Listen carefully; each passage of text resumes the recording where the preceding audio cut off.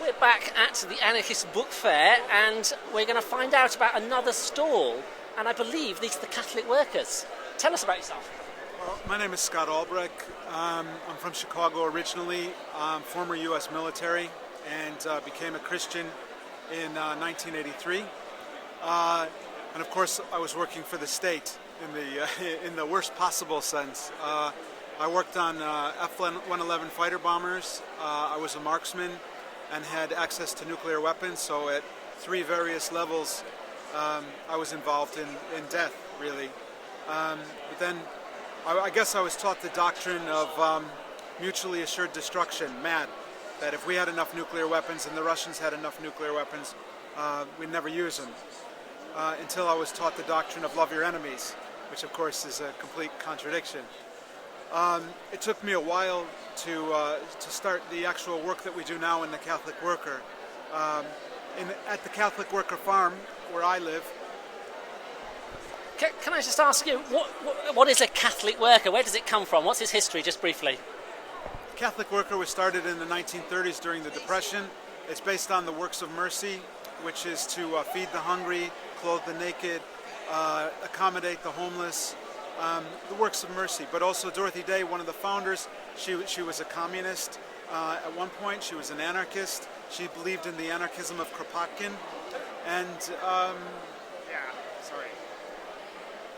I'm running out of things to say. Right, we've got a new sound engineer here, who's been very competent. Now, I think there's a contradiction between Catholic and anarchism. Can you kind of maybe just iron that contradiction out a little bit? Yeah, I'm not sure if it could be completely ironed out. I think, though, that when you're born into the state, it's this what she called the filthy, rotten system. You don't have a choice. You're subject to a domination structure just by virtue of your birth and location, by virtue of time and space, really, where you're located in a specific era. When you join what would be called a voluntary association, like a church, you willingly sort of submit to that. I went, and you might say, submit to what? A domination structure. I just went to a Buddhist temple called Amaravati in Hemel Hempstead, and one might think that the Buddhists are very egalitarian, but believe me, when we had lunch together, the senior Buddhists ate first, and the women ate after them, and then the lay folk ate last. So there is a kind of hierarchy, and we might say, no Buddhists as well. I don't think hierarchies are developed simply because of God. It's in kind of the human system. Okay, can you tell me what are the Catholic workers? What's their big campaign at the moment? Well, I think that it's anti-Trident. We were just at oh wait, can you stop it for a second? We can't, it's live interviewing. It's live! Where were you? You didn't tell me that. That's okay. We were just at Aldermaston a few weeks ago, blockading the gates. Also, Northwood Military Base, we do a weekly vigil there. They're responsible for the attacks in Afghanistan and Iraq.